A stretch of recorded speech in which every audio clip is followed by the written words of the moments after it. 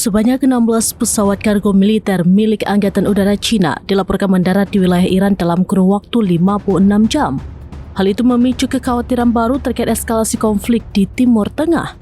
Aktivitas tersebut langsung menyedot perhatian analis keamanan internasional karena dinilai tidak lazim dan berpotensi berkaitan dengan operasi militer berskala besar.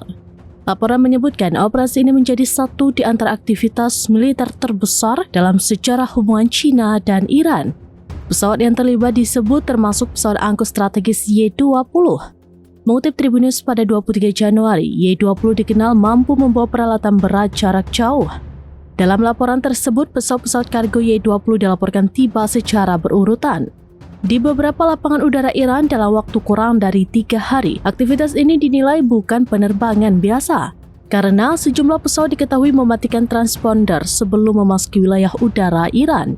Praktik tersebut umumnya digunakan dalam misi sensitif untuk menghindari pelacakan radar publik. Pola penerbangan ini mengingatkan pada insiden serupa pada 2025 ketika pesawat kargo yang dikaitkan dengan Cina dilaporkan menghilang di jalur udara Asia Tengah menuju Iran. Peristiwa tersebut sebelumnya memicu spekulasi penggunaan koridor udara rahasia untuk pengiriman militer.